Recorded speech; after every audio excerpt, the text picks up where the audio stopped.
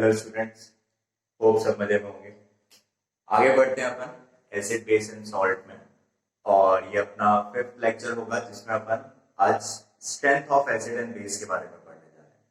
Last lecture में अपन ने discuss करा था बेसिसिटी और एसिडिटी ऑफ एन एसिड और बेस। अब उस टॉपिक को आगे बढ़ाने का टाइम आ गया। अब यहाँ पे अपन देखते हैं स्ट्रेंथ ऑफ एन एसिड।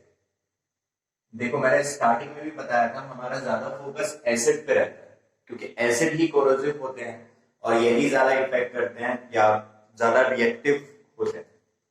तो स्ट्रेंथ ऑफ एन एसिड की मैं बेस के बारे में भी एक्सप्लेन करूंगा, ऐसी कोई बात नहीं है। तो देखो, स्ट्रेंथ ऑफ एन एसिड को पढ़ने से पहले अपन ये डिस्कस कर चुके हैं कि एसिड जो होते हैं वो क्या रिलीज करते हैं, दे रिलीज H+। फिर अपन ये भी डिस्कस कर चुके हैं कि एसिड जो होते हैं वो एक्वस मीडियम में ही होते हैं और H+ बिना वाटर के निकलेगा नहीं, तो मैं इसको H3O+ भी डिनोट कर सकता हूं। ये जो बॉक्स में बनाता हूं यहाँ पे हमेशा दिस डिनोट्स कॉन्सेंट्रेशन। ये क्या डिनोट करता है? कॉन्सेंट्रेशन। थोड़ा सा आइडिया अपन ने कॉन्सेंट्रेशन का लिया था 2nd या 3rd लेक्चर में, ठीक है। तो इतना अपन डिस्कस कर चुके हैं। फिर अपन ये पढ़ चुके हैं कि जो इंडिकेटर्स होते हैं वो एसिड और बेस को आइडेंटिफाई करने में हमारी हेल्प करते हैं कि वेदर दिस इज एसिड और बेस। हमने ये भी देख लिया है कि सॉल्यूशन को मैं डाइल्यूट या कॉन्सेंट्रेटेड करता हूं तो उसका सीधा असर किस पे पड़ता है?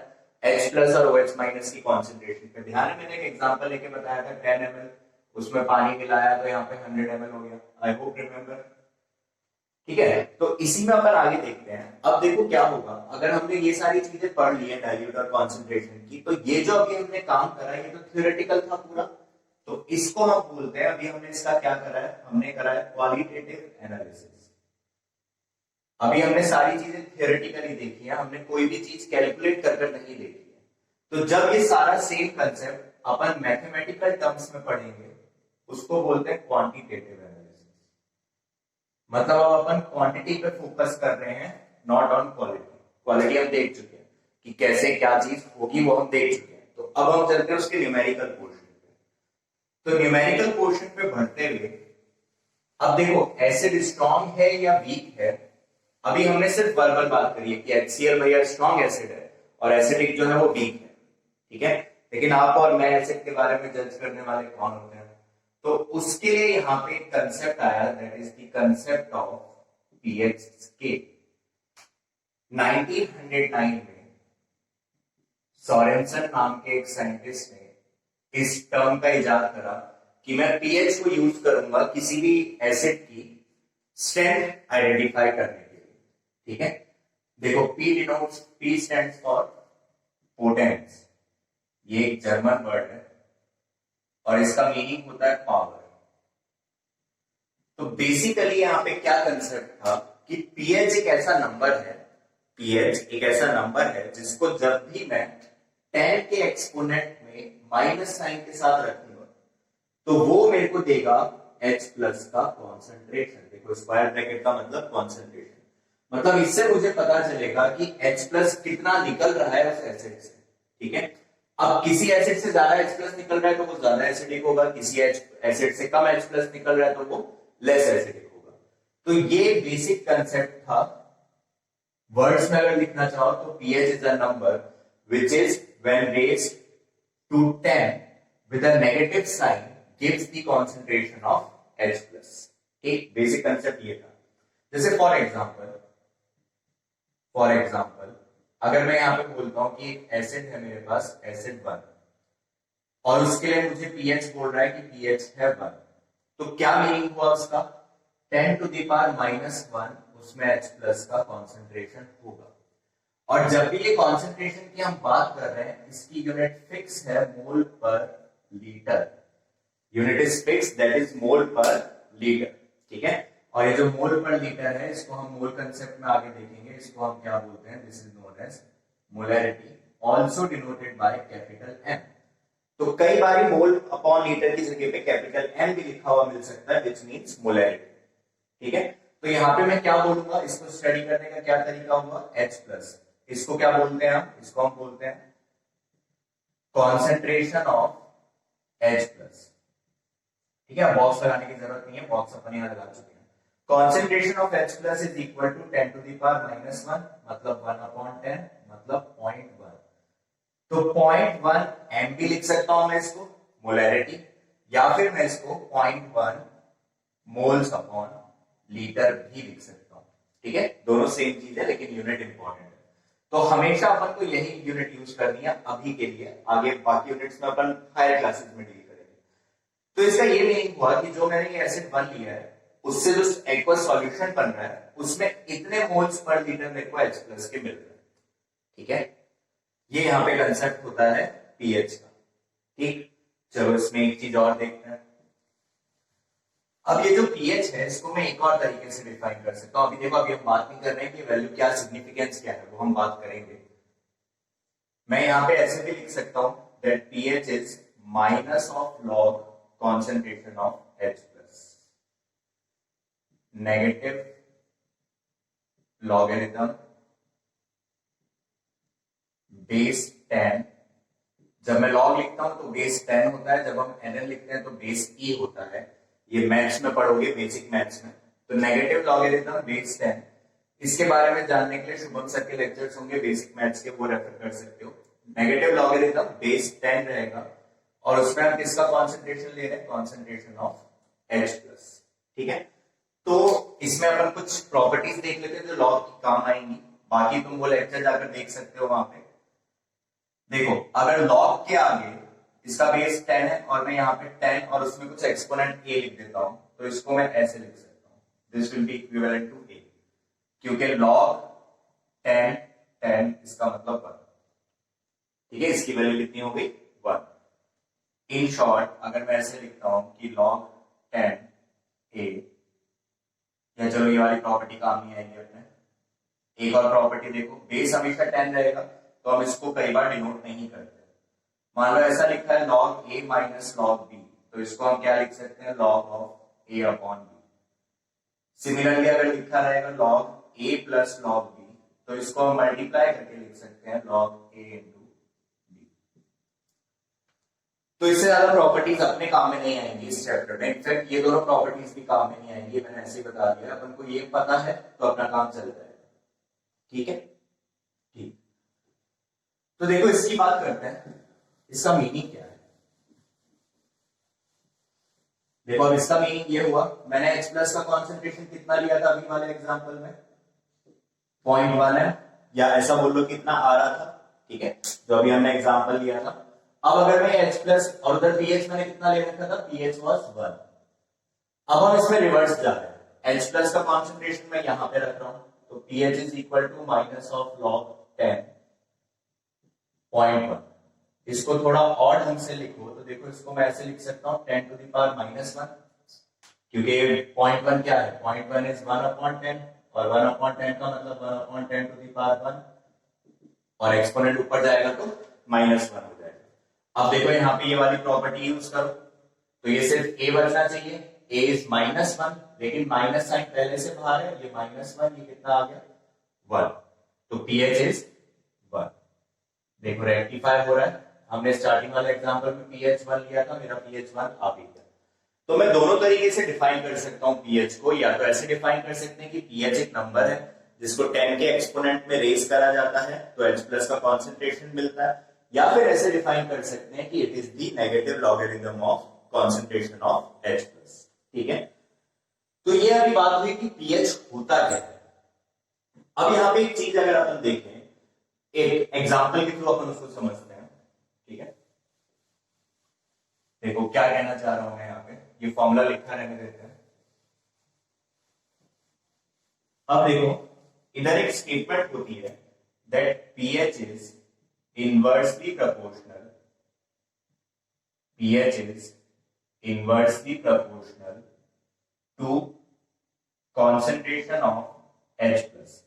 H प्लस के कॉन्सेंट्रेशन के लिए इनवर्सली प्रोपोर्शनल है, मतलब क्या हुआ कि अगर H प्लस का कॉन्सेंट्रेशन बढ़ रहा है तो pH घटेगा, और H प्लस का कॉन्सेंट्रेशन बढ़ने का मतलब एसिड कैरेक्टर बढ़ रहा है, मतलब स्ट्रॉन्ग एसिड की तरफ जा रहा है। तो pH कम होने का मतलब भी क्या हुआ, एसिड कैरेक्टर बढ़ रहा है।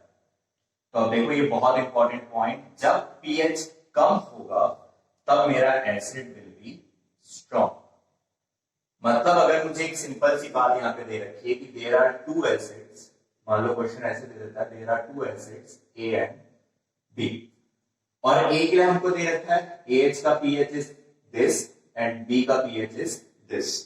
इनके बीच में कंडीशन दे रखी है कि pH of A is greater. तो अब हमको ये बताना है कि इन दोनों में से कौन सा स्ट्रॉन्ग एसिड है। तो यहाँ पे हम क्या देख रहे हैं, जिसका pH कम है उसका एसिड कैरेक्टर ज्यादा है। तो यहाँ पे pH B का कम है, मतलब this is strong acid as compare to A।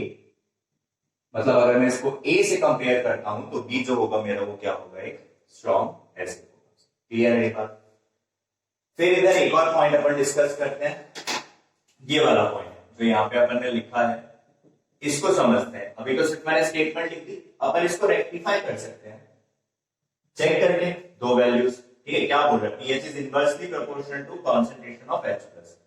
तो चलो हम यहाँ पे H+ की दो कॉन्सेंट्रेशन ले लेते हैं। एक ले लेता हूं 1/10, ठीक है, और एक हम H+ का कॉन्सेंट्रेशन ले लेते हैं 1/100। कोई दिक्कत? ऑब्वियसली ये वाली कॉन्सेंट्रेशन कम है, तो ये मैं बोल देता हूं कि ये एसिड A है और ये एसिड B। कोई तकलीफ? इसके लिए अब अगर मैं pH निकालता हूं तो pH हमने क्या बोला, minus of log concentration of H+, मतलब माइनस ऑफ लॉग 10⁻⁻1। इसको मैं 10⁻⁻1 लिख सकता हूं, इसको हम 10⁻⁻2 लिख सकते हैं। देखो 1/10 का स्क्वायर न्यूमरेटर में जाएगा तो एक्सपोनेंट नेगेटिव हो जाएगा, ठीक है। यहां से आंसर कितना आया, 1, क्योंकि -1 आएगा, माइनस माइनस प्लस हो गया, तो this will be the pH A। यहां पे अगर मैं देखता हूं pH B, तो minus of log concentration of H+, same formula, minus of log 10⁻⁻2, ये कितना आया, 2। तो क्या अपन क्लियरली यहाँ पे ऑब्जर्व कर पा रहे हैं, इधर pH 1 आ रहा है, इधर 2 आ रहा है। कॉन्सेंट्रेशन ये वाली ज्यादा है, ये वाली कम है, इसमें तो कोई डाउट नहीं है। तो A का कॉन्सेंट्रेशन B से ज्यादा था, लेकिन pH उसका कम आ रहा। तो कॉन्सेंट्रेशन कम करने पे pH मेरा क्या हो गया, pH बढ़ गया। समझ आ रही है बात? तो ये हमने जो स्टेटमेंट लिखी है वो हमने रेक्टिफाई भी कर दी कि हाँ स्टेटमेंट इज करेक्ट।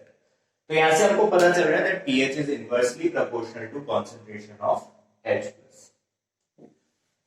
तो अब अगर हम इस pH स्केल की बात करें, ये एकदम वैसी ही चीज है जैसे मैथ्स में हम नंबर्स के बारे में पढ़ते हैं। तो एक pH स्केल हो गया, जैसे हमारा मीटर सेंटीमीटर का स्केल होता है। क्या बोल रहा है वो स्केल? अच्छा, ये जो वैल्यूज होती है, values of pH will lie between 0 to 14। Square bracket यहां पे लगा रहा हूं, इसका मतलब 0 और 14 पे इंक्लूडेड है, ठीक है, ये मैथ्स में देखोगे। खैर, इंक्लूडिंग 0 और 14, ठीक है। तो देखो यहाँ पे अगर हम इस तरीके से एक स्केल ड्रॉ कर लेते हैं, इसको मैं pH स्केल बोल रहा हूं, ठीक है। इसकी वैल्यूज कहां से कहां बोली जा रही है, 0 से 14, ठीक है। देखो 0 जो होता है हमारे पास, 0 एक काफी कॉन्सेंट्रेटेड एसिड अगर होगा तभी वो 0 हो पाता है, ठीक है। तो 0 के यहाँ पे चाहो तो लिख लो, ये एक्स्ट्रा नॉलेज के लिए बता रहा हूं, वेरी कॉन्सेंट्रेटेड स्ट्रॉन्ग एसिड। जैसे कि मैं 10 मोलर HCl अगर ले लूं तो ये लगभग 0 होता है, ठीक है। 10 मोलर HCl का मतलब यूनिट मैंने बताई है, मतलब मैं 10 मोल्स पर लीटर यहाँ पे किसके ले रहा हूँ, HCl। अभी तक तुम मेरी वैल्यूज पे ध्यान दो, मैं 1/10 इस तरीके से ले रहा था। अभी मैं यहाँ पे एक और इंटरेस्टिंग चीज बताता हूँ, 2 मिनट के लिए रुको। यहाँ देखो 0 1 2 3 4 5 6 7 8 9 10 11 12 13 14। ये जो 7 मार्क होता है, दिस इज न्यूट्रल पॉइंट, ठीक है। ये मैंने pH की वैल्यूज लिखी, इसकी वैल्यूज लिखी है हमने, ये pH की वैल्यूज। तो ये जो 7 पॉइंट है ये न्यूट्रल है। इसके इधर का पोर्शन इज फॉर एसिड्स, इसके इधर का पोर्शन इज फॉर बेसिस। तो क्या हम ये बोल सकते हैं कि pH greater than 7 is base and pH less than 7 is acid. फिर हम देख चुके हैं कि H+ का कॉन्सेंट्रेशन अगर बढ़ता है तो pH घटता है, और अगर H+ बढ़ेगा मतलब वो स्ट्रॉन्ग एसिड है। इसका मीनिंग इधर का जो पोर्शन होगा वो डिनोट कर रहा होगा स्ट्रॉन्ग एसिड को, और जैसे जैसे हम 7 की तरफ मूव करेंगे तो जो हमारे एसिड की स्ट्रेंथ है वो क्या होगी, डिक्रीज होगी। अगर हम कहां से कहां मूव कर रहे हैं, अगर हम 0 से 7 की तरफ मूव कर रहे हैं तो। सिमिलरली बेस के लिए अगर हम देखें तो देखो बेस के लिए क्या होगा, जो यहां पे अपने पास बेस है that will be weak basis, और जैसे जैसे हम आगे बढ़ेंगे उधर मेरे पास बेस क्या होता रहेगा, स्ट्रॉन्ग होता रहेगा। क्योंकि देखो ये पीएच की वैल्यू, अब पीएच की वैल्यू कम होने पे एसिड बढ़ रहा है, तो मतलब ज्यादा होने पे एसिड कम होगा, ज्यादा होने पे एसिड कम हो रहा है तो क्या बढ़ेगा, बेस बढ़ेगा। तो अगर मैं इस डायरेक्शन में चल रहा हूं आफ्टर 7, तो यहाँ पे बेसिक स्ट्रेंथ जो है वो क्या कर रही है, इंक्रीज कर रही है। ठीक है, तो यहाँ पे एक रेंज बताई जाती है ऐसे कि 0 से 2 तक स्ट्रॉन्ग एसिड है, फिर इसके बाद 2 से 4 तक मॉडरेट एसिड है, ना ज्यादा स्ट्रॉन्ग ना ज्यादा वीक, और इनको माना जाता है कि ये वीक एसिड। सिमिलरली अगर हम इधर देखें तो 8 से 9 को हम बोल सकते हैं कि ये वीक बेस है, फिर 10 से 12 तक हम बोलते हैं कि ये मॉडरेट बेस है, ना ज्यादा वीक ना ज्यादा स्ट्रॉन्ग, और ये जो 13 और 14 वाला केस है इसको हम बोलेंगे these are the cases of strong bases. तो मतलब जैसे हमने NaOH पढ़ा था, KOH पढ़ा था, तो हम बोल रहे थे ये स्ट्रॉन्ग बेस है तो मतलब उनका pOH उसके बराबर होगा। सिमिलरली हम HCl, H2SO4, HNO3 इनकी बात कर रहे थे, ये सारे स्ट्रॉन्ग एसिड है, उनका pH यहां लाई कर रहा होगा। वीक एसिड में हमने पढ़ा था कि एसिडिक एसिड वीक एसिड होता है, ऑर्गेनिक एसिड वीक एसिड्स होते हैं, तो इनका pH यहां कहीं लाई कर रहा होगा। ठीक है, तो this is the concept of pH scale. ठीक, आई होप इतना क्लियर होगा कि क्या है ये, क्या कंसेप्ट है pH का, क्या नहीं है। ठीक है, एक पॉइंट यहां पे मैं और एक्सप्लेन करना चाहूंगा, उस वाले पॉइंट को अपन उठाते हैं।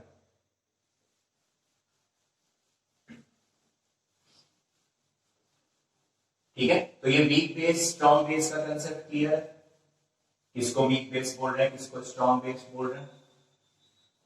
ठीक है, देखो अब हमने एक और बात करी थी, HCl के साथ में लगाता था सिंगल एरो, मतलब ये स्ट्रॉन्ग एसिड था, स्ट्रॉन्ग इलेक्ट्रोलाइट, और मैं बार बार एक चीज बोल रहा था कि ये पूरा डिसोसिएट करेगा।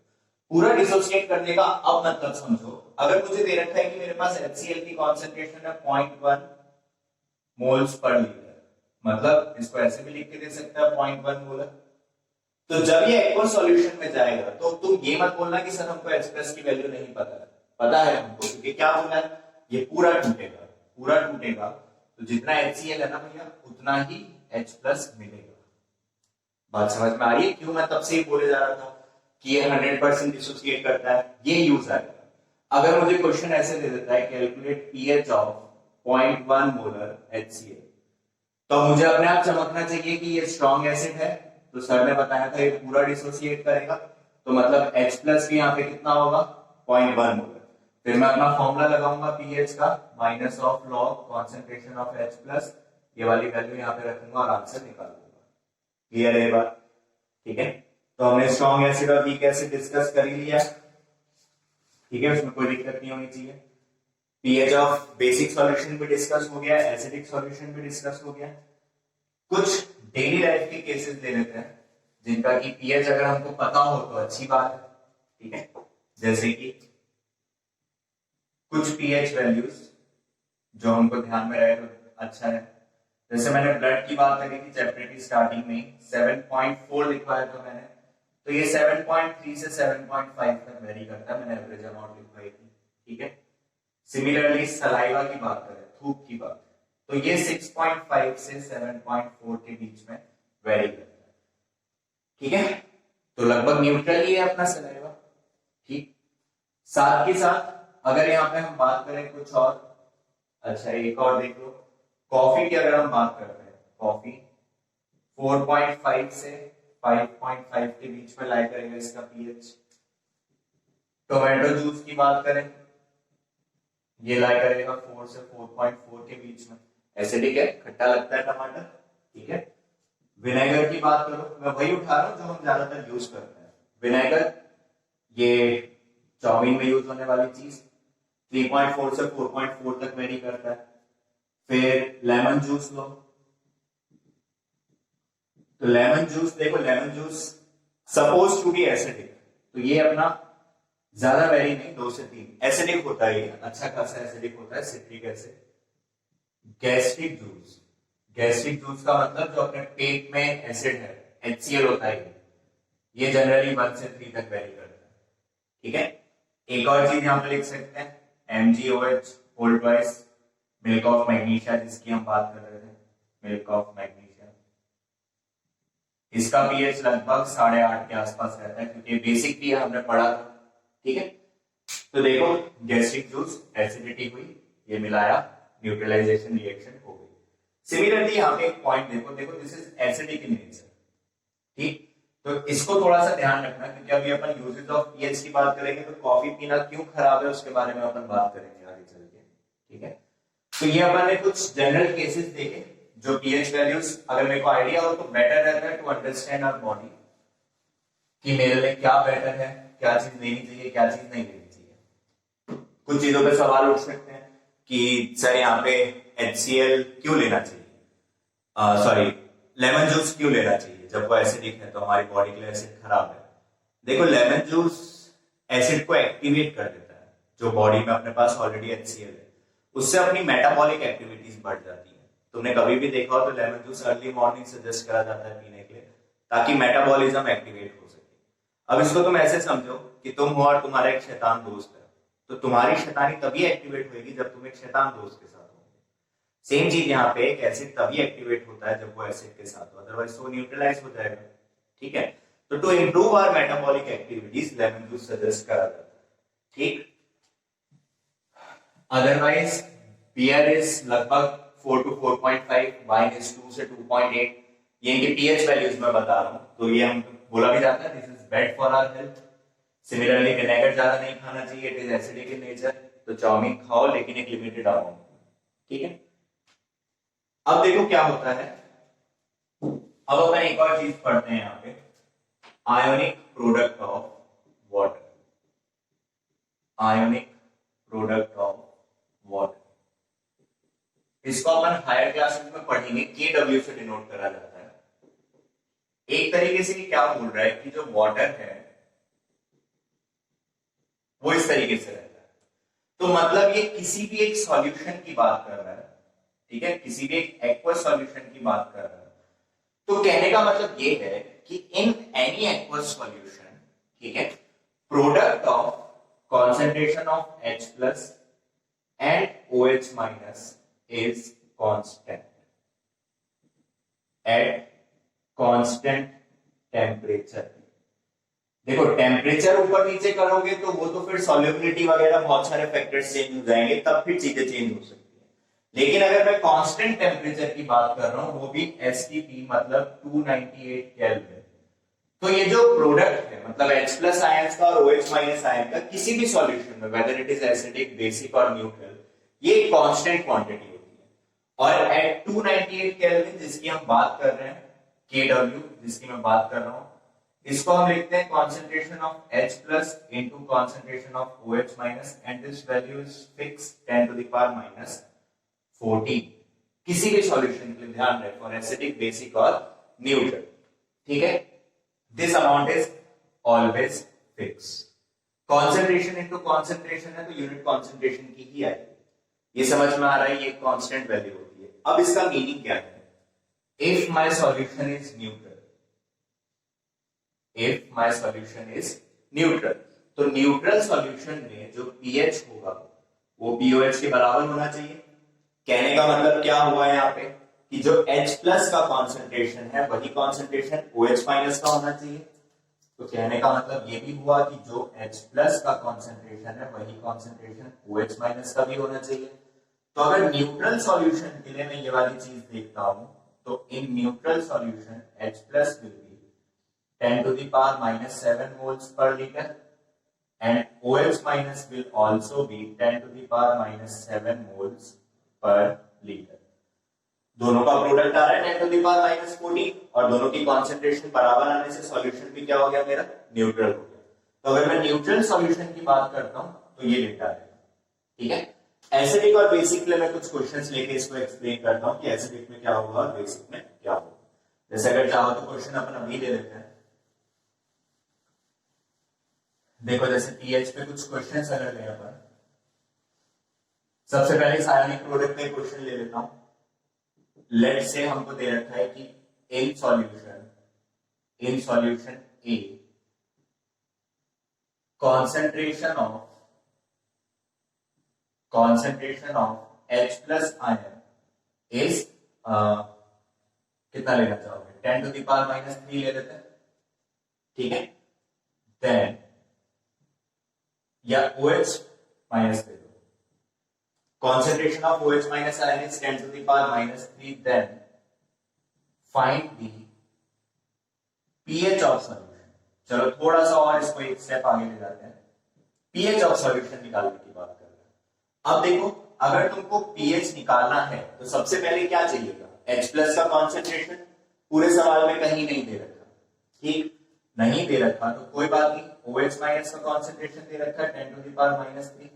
हम अभी पढ़कर आए हैं कि H प्लस और OH माइनस का प्रोडक्ट एक कांस्टेंट क्वांटिटी होती है 10 टू द पावर माइनस 14।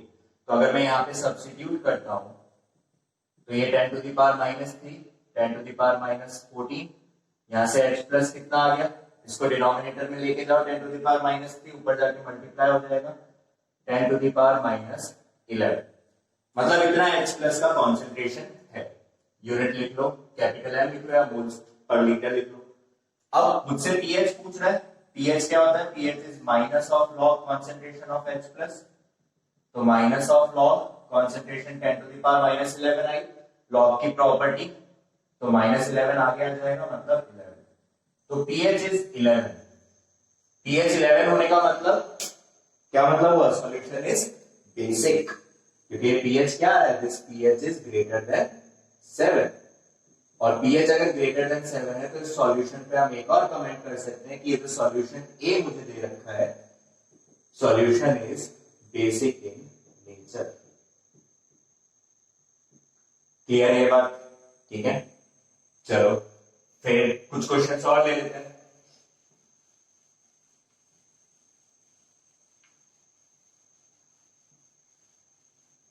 जैसे देखो अब हमको ये बोला जा रहा है कि मैंने एक सॉल्यूशन था जिसका pH 5 to 6 चेंज कर दिया। क्या करा मैंने? पहले उसका pH 5 था, अब मैंने उसका pH 6 कर दिया।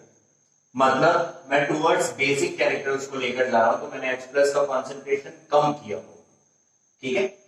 5 to 6 pH करने का मतलब एक केस में pH 5 है और उसको हमने pH 6 में कन्वर्ट कर दिया। तो यहां से अगर मैं H प्लस का कॉन्सेंट्रेशन निकालता हूं तो that is 10 to the power minus pH, मतलब 10 to the power minus 5 moles per litre. इधर से अगर मैं H प्लस का कॉन्सेंट्रेशन निकालता हूं तो वो कितना हो जाएगा? 10 to the power minus pH, मतलब 10 to the power minus 6 moles per litre. पहले इतना था, अब इतना हो गया। चेंज कितना हुआ यहाँ पे? चेंज देखो 10 टू द पावर माइनस 6 हो गया, 10 टू द पावर माइनस 5 था। कितने का चेंज दिख रहा है ये? This is the change of 1/10, ठीक है। तो मतलब मैं यहाँ पे ये बोल सकता हूं कि concentration of H plus is reduced by 1/10 times।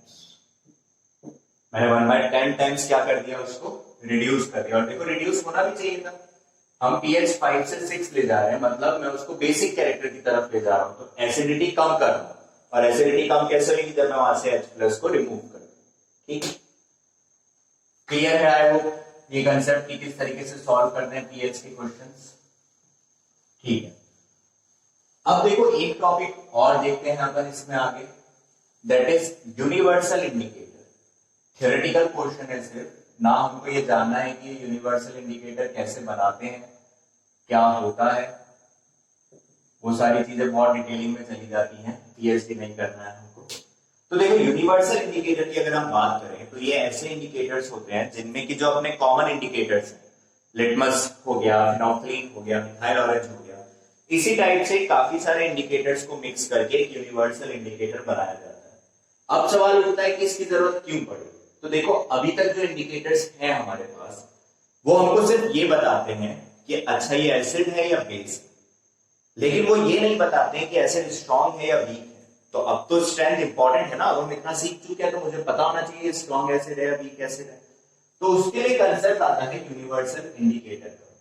ये क्या करेगा, ये जैसे जैसे H प्लस का या जैसे जैसे OH माइनस का कॉन्सेंट्रेशन चेंज होगा उसके हिसाब से कलर चेंज शो करता है, और इसका कलर पूरा वेरी करता है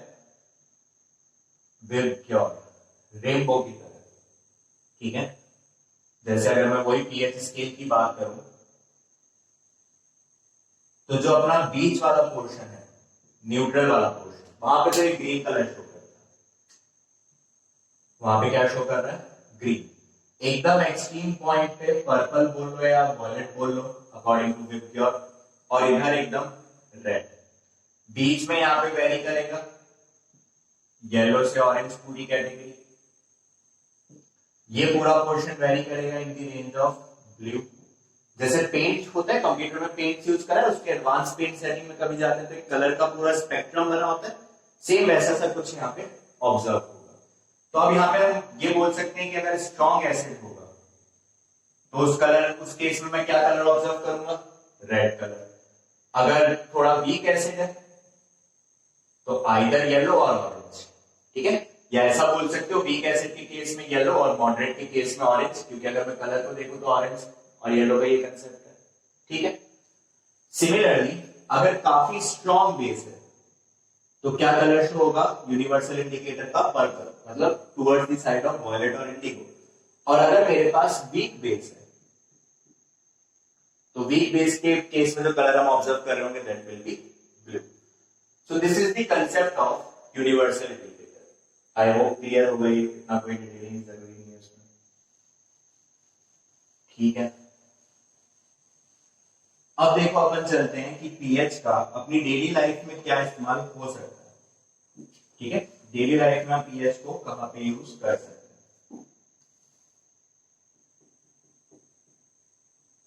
importance of pH in daily life. सबसे पहला तो अपन कई बार पढ़ चुके हैं इसको, एसिडिटी इन स्टमक। सबसे पहले तो यही चिपकाओ।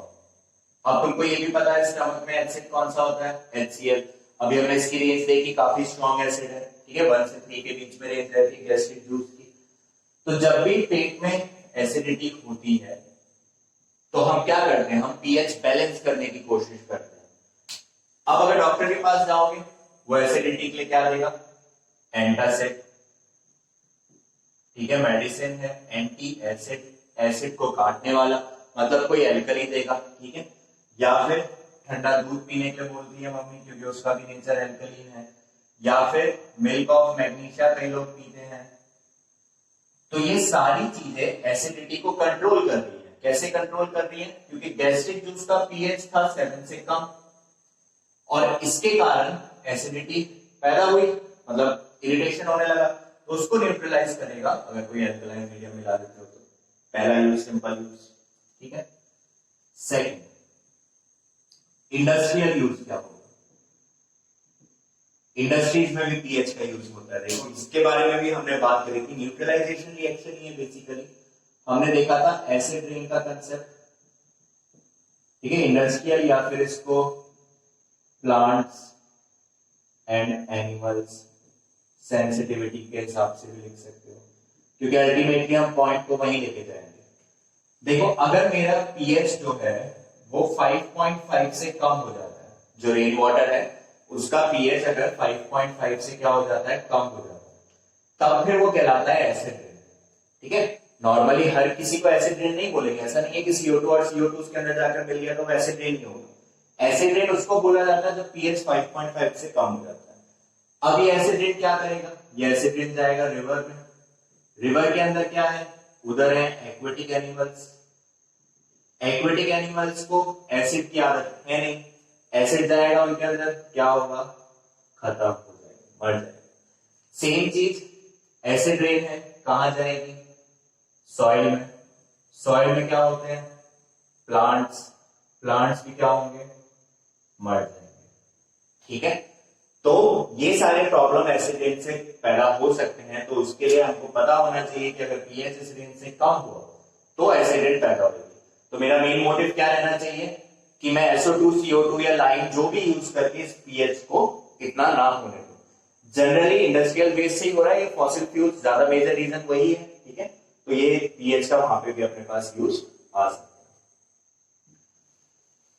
थर्ड यूज की अगर हम बात करें तो देखो, जिसके लिए मैंने तुमको पॉइंट हाईलाइट करवाया था कॉफी वाला, ठीक है, पीएच इन ह्यूमन बॉडी। मैं अपना कॉन्वर्सेशन सिर्फ टूथ डीके तक रखूंगा, उससे ज्यादा अपन इसको नहीं लेके चलेंगे। देखो, अपने सलाइवा का पीएच अपन ने डिस्कस करा 6.5 से 7 के बीच में रहता है, 7.5 ले लो। ठीक है, 7.5 इसमें हमारा पीएच रहता है।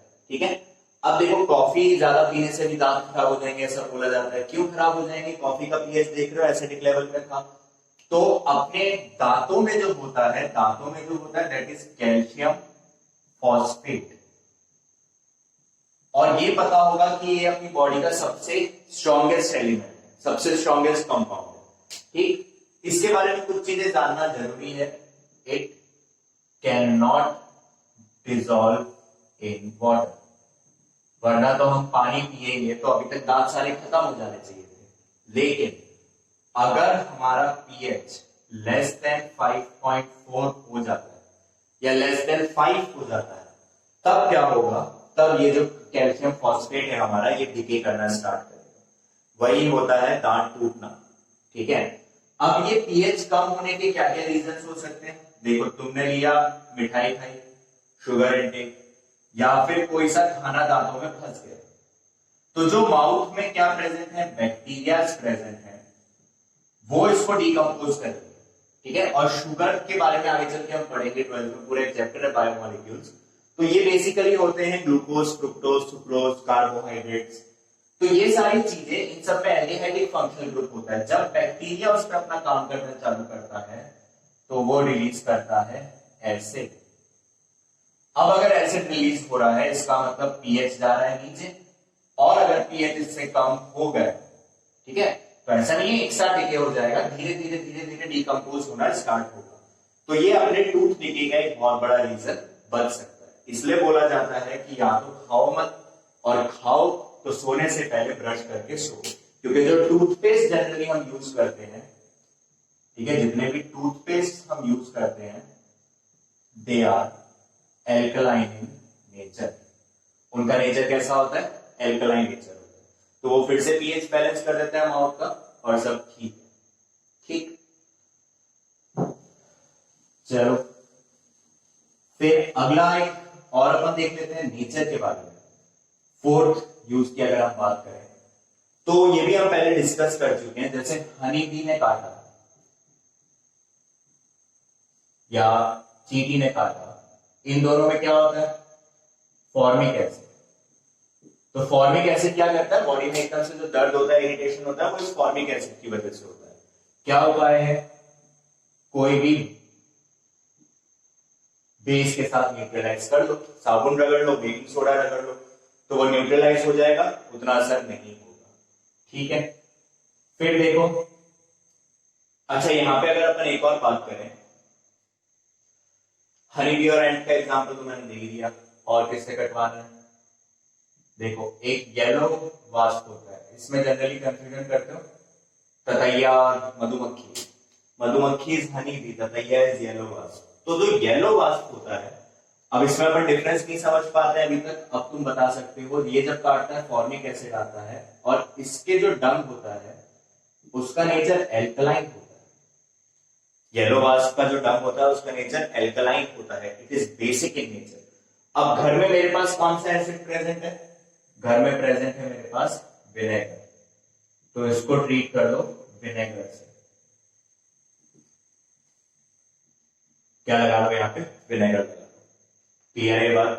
तो ये एसिटिक एसिड यूज करके अपन इसका इलाज कर सकते हैं। तो ये भी एक यूज है यहाँ पे पीएच का।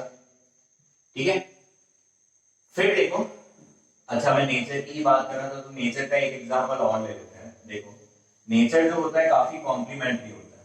अगर कुछ चीज खराब दे रहा है तो उसके बदले में उसका कुछ एंटीडोट, कुछ अच्छा भी देगा। जैसे जनरली अगर आप लोग कभी भी फॉरेस्ट में या हिमालयस पे घूमने जाएंगे, जैसे मैं पर्सनल एक्सपीरियंस से बताता हूँ। एक बार हम लोग गए हुए थे कसौल में। उधर क्या हुआ था, उधर एक पौधा होता है जो अगर हाथों पे एकदम से टच हो जाए तो बहुत भयंकर इरिटेशन होती है और रैशेज हो जाते हैं। उसी के जस्ट बगल में एक और पौधा लगा होता है। उस पौधे की लीव्स अगर यहाँ पे रगड़ लो तो वो सारी सेंसेशंस खत्म भी हो जाती है। तो ये एक लोकलाइज नहीं हमको एक्सप्लेन करा था।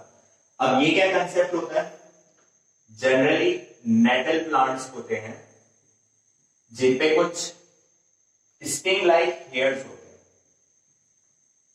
ठीक है। इनकी पत्तियों पे चारों तरफ स्टिंग लाइक हेयर्स लगे होते हैं। ये रिलीज करते हैं एसिड्स। जनरली एसिड या तो मिथेनोइक एसिड होता है या फिर फॉर्मिक एसिड होता है, ठीक है। इस एसिड को न्यूट्रलाइज करने के लिए इन्हीं के बगल में कहीं ना कहीं तुम्हारे पास एक डॉग प्लांट होगा। डॉग प्लांट को कैसे आइडेंटिफाई करते हैं, अब उसके लिए अपन को अलग से पढ़ना पड़ेगा। ये भी एक अच्छा टॉपिक है, वैसे अगर तुम चाहो तो उस पर पढ़ सकते हो। इस डॉग प्लांट को अगर हम रब कर लें, जहां पे कि मेरे को वो हेयर इस नेटल प्लांट का चुभा है, तो इसमें होता है एल्कलाइन नेचर। अब वो इसको फिर से क्या करेगा, न्यूट्रलाइज कर देगा। तो ये देखो, नेचर का काफी अच्छा चीज है कि जैसे ही मेरे को कुछ चीज ने हर्ट करा, उसी का सॉल्यूशन बगल में ही एक और पौधा उगा गया और ये कॉम्बिनेशन में ही मिलते हैं। देखो ऐसा ही है, जहां कहीं भी कोई नेटिव प्लांट मिलेगा उसके बगल में कोई डॉग प्लांट भी मिल जाएगा, ठीक है। जैसे फॉर एग्जांपल इस डॉग प्लांट का एक एग्जांपल भी हो सकता है, ठीक ठीक है। फिर एक यूज और हो सकता है इसका, जैसे हमने लास्ट क्लास में एग्रीकल्चर के बारे में बात करी थी कि जो सॉइल होता है, उस सॉइल का अगर एसिडिक नेचर होगा तो उसके ऊपर हम लाइन या चूना पत्थर डाल के उसको बेसिक करते हैं, ठीक है। तो उधर क्या कंसेप्ट निकल कर आएगा, हम पीएच वहां पे भी कैलकुलेट कर सकते हैं। कैसे, किसी भी एरिया से, या ऐसे समझो कि अलग अलग फसल लगी हुई है या अलग अलग फार्म्स है, अलग अलग खेती हो रही है, हर जगह से कुछ कुछ सैंपल उठाकर लेकर आओ, ठीक है। जैसे 5-5 ग्राम तो मिट्टी दिया है, उसमें 10 या 20 ml पानी मिला दो, ठीक है। अच्छे से मिक्स करके छान लो उसको। जो फिल्ट्रेट बचा, मतलब छानने के बाद जो पानी बचा, उस पे पीएच टेस्ट कर डालो, ठीक है। पीएच टेस्ट करने के बाद हमको पता चल जाएगा कि this crop grows in particular pH, this farm has this pH and so on. तो वो सारी कैलकुलेशन हम यूनिवर्सल इंडिकेटर पे नहीं छोड़ते, क्योंकि वहां से सिर्फ कलर पता चल रहा है। उसको हम बेसिकली पीएच मीटर से कैलकुलेट करते हैं, ठीक है। क्लियर है ये बात। तो ये अपना ये लेक्चर खत्म होता है, ठीक है। नेक्स्ट लेक्चर में अपन देखेंगे सॉल्ट्स के बारे में। Thank you.